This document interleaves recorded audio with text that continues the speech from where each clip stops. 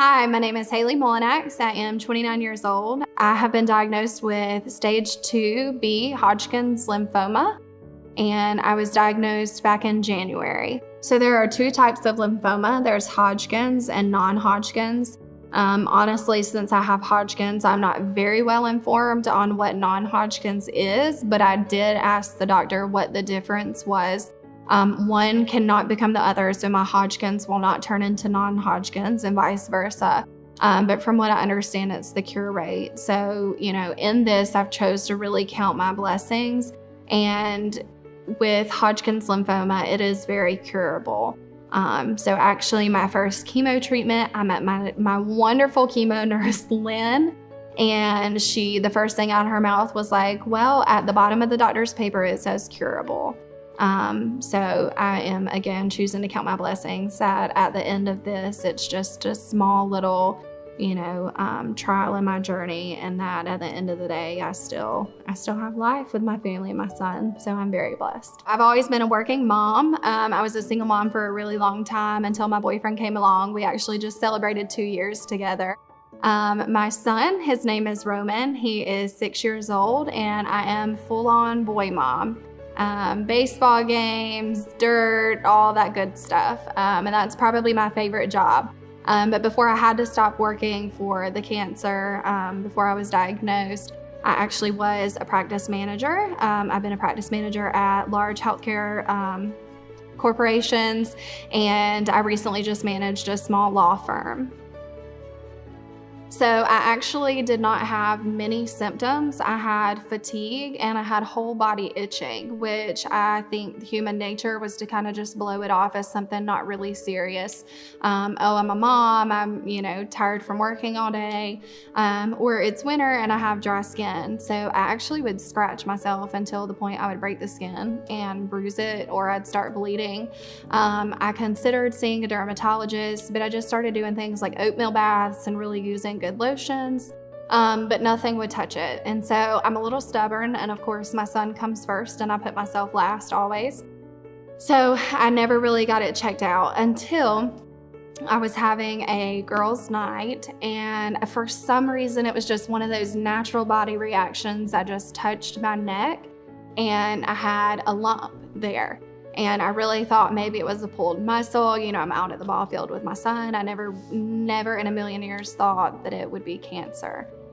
So I probably waited about 2 months longer than I should have. And one Sunday had nothing to do, and I was sitting there, and my mom had driven me crazy about, Haley, you've got to get this checked out. This is not normal. So I went to Emergency MD. I went there specifically because I know that they have an ultrasound tech on site, but it was Christmas week, and so the ultrasound tech was on vacation. So they did a flu test, actually, just because I had some common cold symptoms as well, but that was pretty it, and they let me go out of there. It was just one of those, one of those things where I just felt like they didn't take good enough care, or maybe as serious as they should have. So anyways, I actually texted one of the doctors that I work for and had an ultrasound done in his office. Where he confirmed that I had vascularity and that it was complex, and that's all he would tell me. He's a urologist, so he was like, this is out of my league, so I'm just going to tell you this. So then I was sent to have a real ultrasound.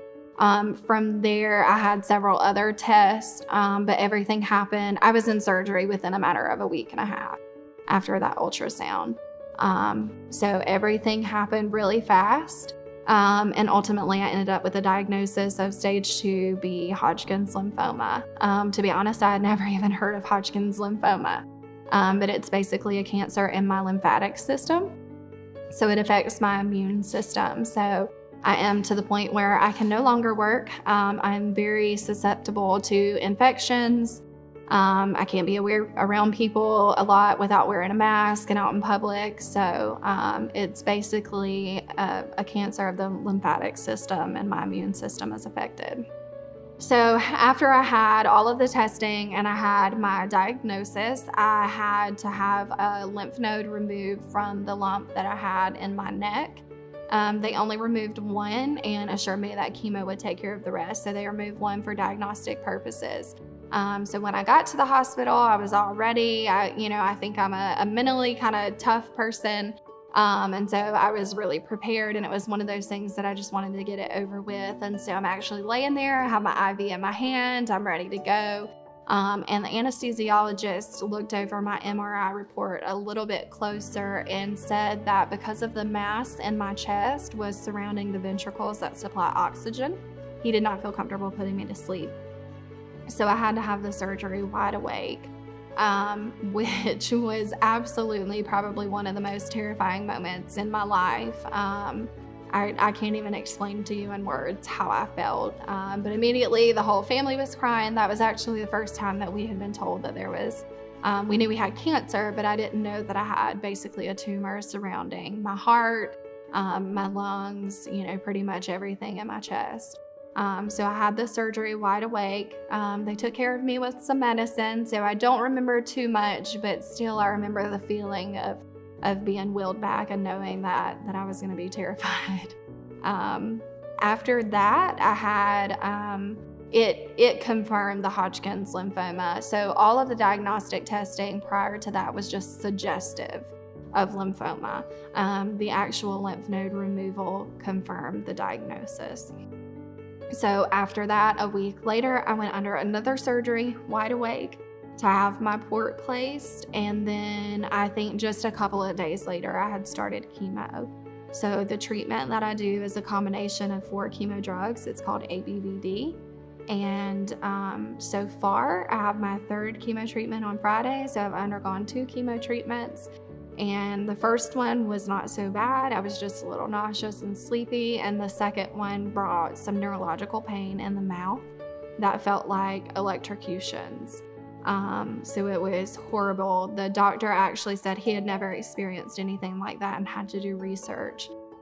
So he did his research and decided that it was from the vinblastine, the V, in my ABVD treatment, and was fortunate enough to be able to cut the treatment back by 50% to avoid that pain. So the inevitable was to happen. I was going to lose my hair. That's the only thing in this entire process that I had cried over. It honestly made me feel guilty. It made me feel like a vain person, but someone, shared with me that hair is a big part of our identity as a female, well, probably as a male too, but as a female, that's how we identify with who we are, and that it's in fact not vain at all.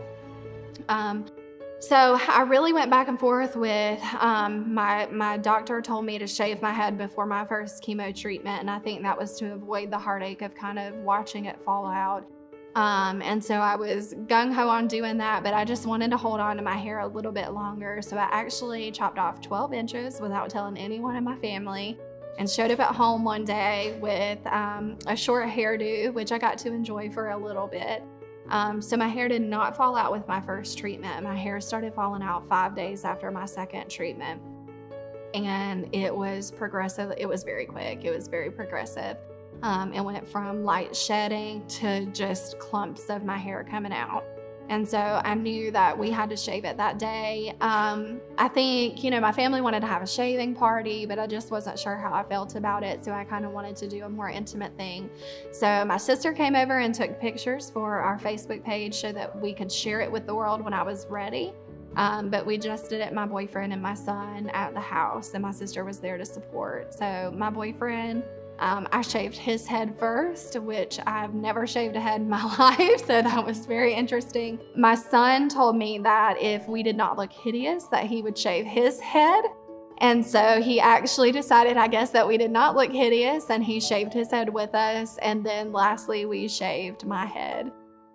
So that was, it was an emotional experience, but honestly, that's what I want people to get out of this message. Is one of the things is that I dreaded that so much, but honestly, I feel so beautiful with this beautiful hairpiece, but I also feel beautiful bald.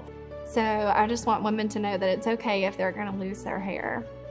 So I've actually known Ashton for a really long time. I pretty much grew up next door to each other. Went to school together, and I think I had reached out to you after you had posted something on social media about looking for a job, and I was like, this is my dream job. I love what she's built here. I love the purpose behind it, what she's doing. So I actually came in and interviewed with her husband, Christopher.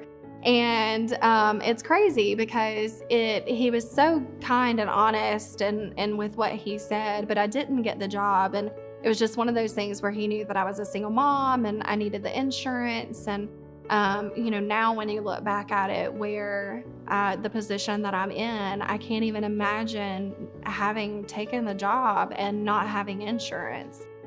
So I truly believe that everything happens for a reason.